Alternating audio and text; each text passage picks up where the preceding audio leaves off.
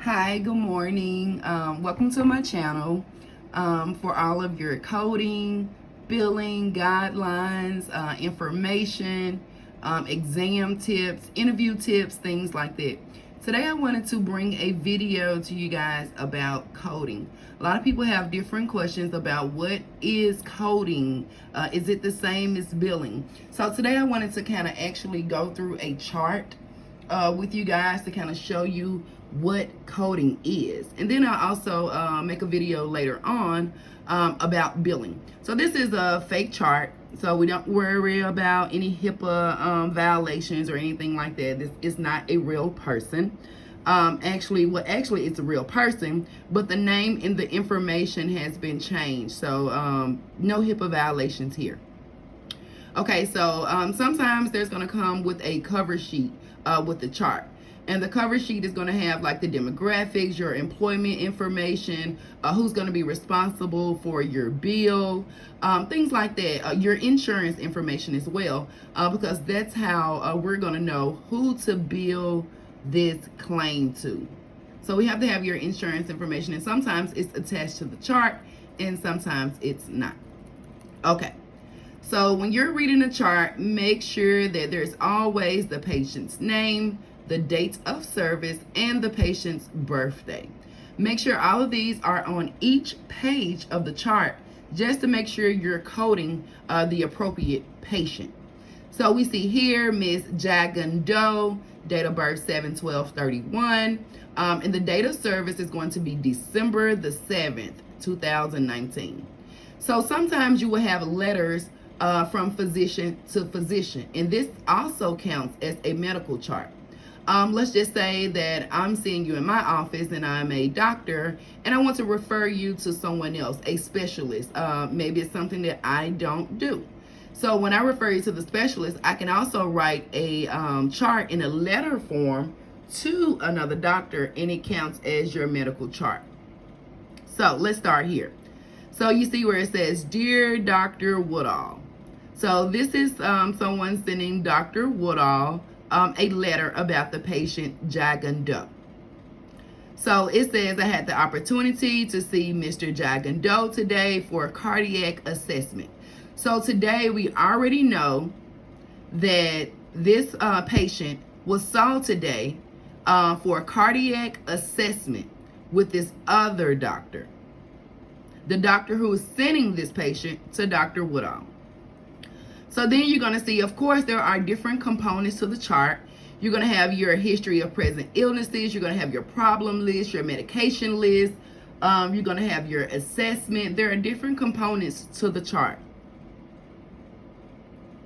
So we have your history of present illnesses. So we have Mr. Doe is an 87-year-old man who presents today for mitral regurgitation, congestive heart failure. Since last evaluation, symptoms have improved. Prior evaluation includes echo, like an echocardiogram, or EKG, ECG, things like that to check your heart. He has a known history for moderately severe MR. So MR is, you're going to have to look up MR, a lot of things that you may not know, and that's okay.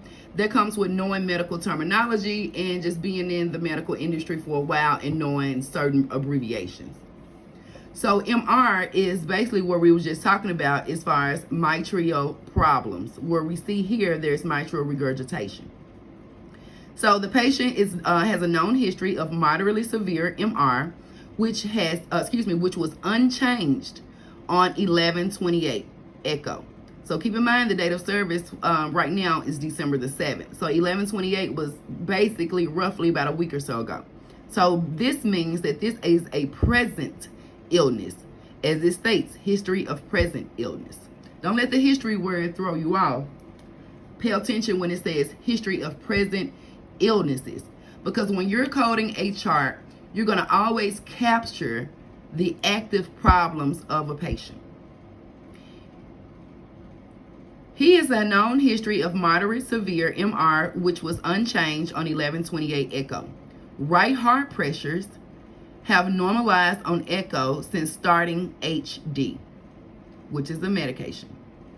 Associated symptoms include CHF, which you'll know that stands for congestive heart failure. Sometimes you may have to dig into a little more and make sure you read the chart thoroughly, because there are different types of heart failure.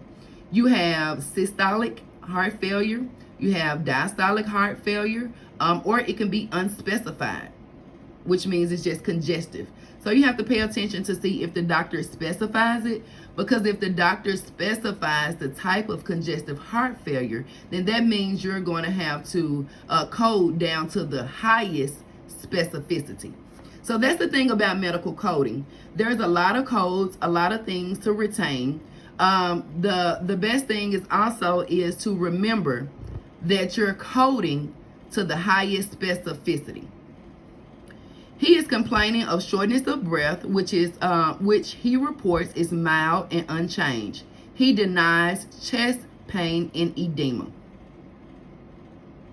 So when you see symptoms like shortness of breath, cough, or things like that, you're not going to code signs and symptoms unless there is no diagnosis. If there is a diagnosis, let's say the person had respiratory failure. So if you have on the chart, the person is coughing, the person is wheezing, and the doctor diagnosed them with respiratory failure. Well, we're not going to code the signs and the symptoms, because the signs and the symptoms is only a result of having respiratory failure. So when we capture the code of respiratory failure, then that also includes any signs and symptoms that comes along with having that particular condition. So again, he is complaining of shortness of breath, which he reports is mild and unchanged. He denies chest pain and edema. So if you're not familiar, edema, there's a lot of words that are interchangeable in the medical industry. Just like, for example, you can say physician or you can say doctor. You can say attorney or you can say lawyer. You can say student or you can say pupil. So it's just all about the words you use. That's why it's important to know medical terminology, to kind of have a general knowledge of certain terms that you're going to see very often in this field. So edema is basically swelling.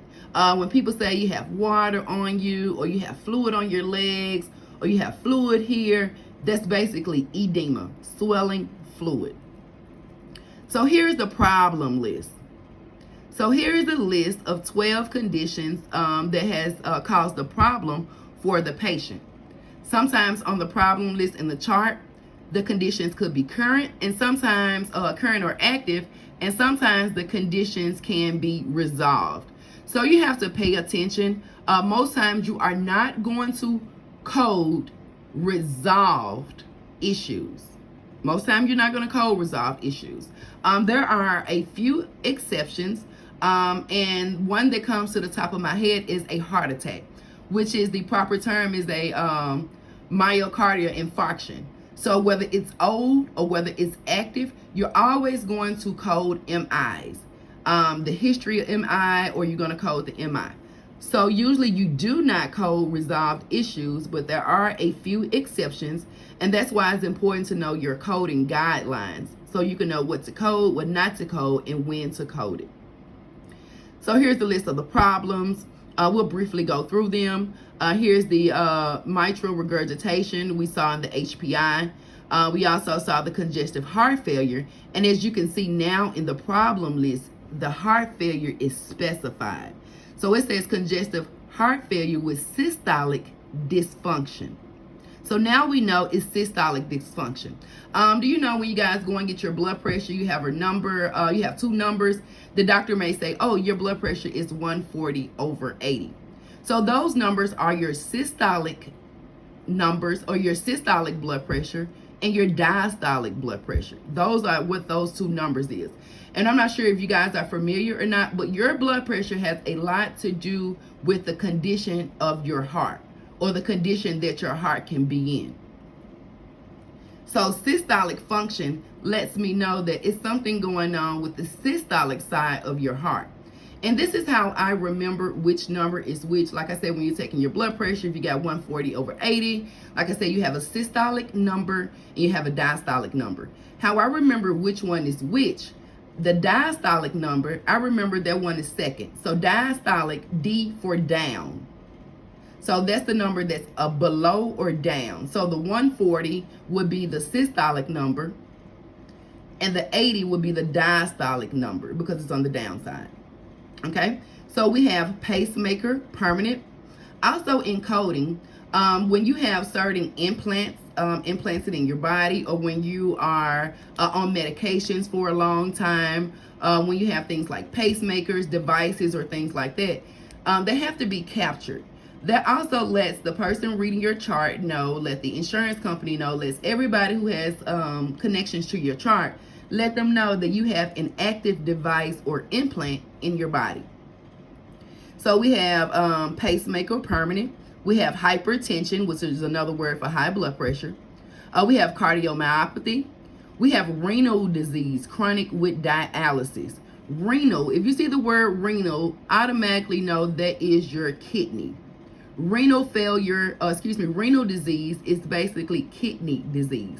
And it says it's chronic renal disease or chronic kidney disease, and this person is on dialysis. So we will also capture, because there is a code, there's basically a code for everything. So we definitely would capture the code that this patient is on dialysis. So we have an AV block, complete. That's another thing that we're going